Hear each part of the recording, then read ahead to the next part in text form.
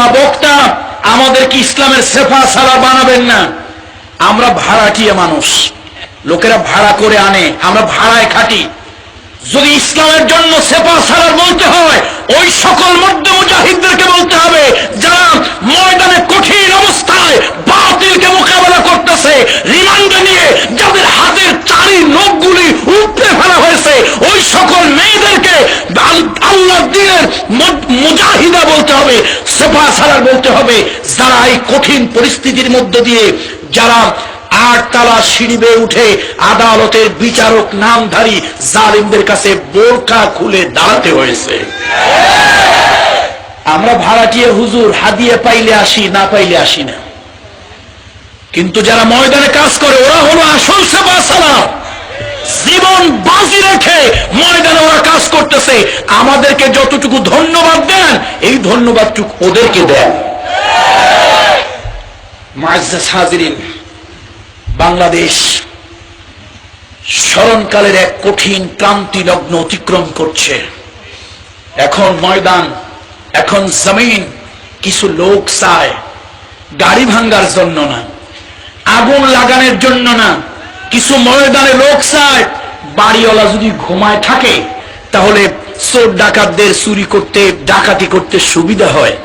বাড়িওয়ালা তো ঘুমায়, আর বাড়িওয়ালা যদি ঘুমের মধ্যে 2-1টা কাশি দেয়, আওয়াজ করে, চোর ডাকাত বোঝে বাড়িওয়ালা কি আছে, সজাগ আছে। খুব একটা সুবিধা করা যাবে না, খুব একটা জুত করা যাবে না। সুতরাং আপনারা যদি একটু ময়দানে ফোঁস-ফাঁস না করেন, তাহলে ইসলাম বিদ্বেষী শক্তি, ইসলাম বিদ্বেষী শক্তি তারা এই জমিনটাকে দখল করে নেবে। দেখেন না, গত 18 তারিখ দেশে একটা হরতাল হয়েছিল ধর্মভিত্তিক রাজনীতি নিষিদ্ধ করার জন্য। মনে আছে আপনাদের? এই হরতালটা ডাকছে কারা? কারা কারা? বাম বাম বাম।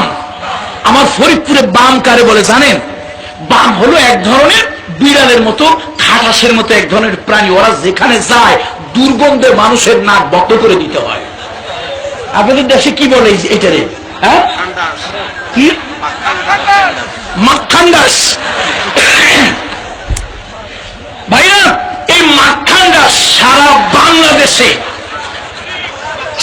বাংলাদেশে বাটি চালান দিলে বোধহয় 4-5টাও খুঁজে পাওয়া মুশকিল হবে। তারা করছে হরতাল। পাগলে কি না কয়, ছাগলে কি না খায়। আমার তো মনে হয় পাগলের মাথা খারাপ হয়েছে। পাগলের কি হয়েছে? পাগলের কি হয়েছে? মাথা খারাপ হয়েছে। সারা বাংলাদেশে বাটি চালান দিয়ে খুঁজে পাওয়া যায় না।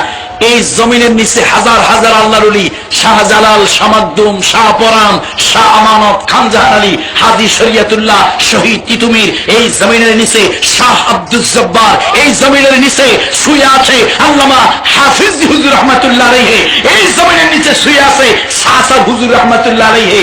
সেই জমিনে আমার ভাইরা, সেই জমিন থেকে ইসলামী আন্দোলন, ইসলামী রাজনীতি নিষিদ্ধ করতে চায়। পাগলের সাহস কম না।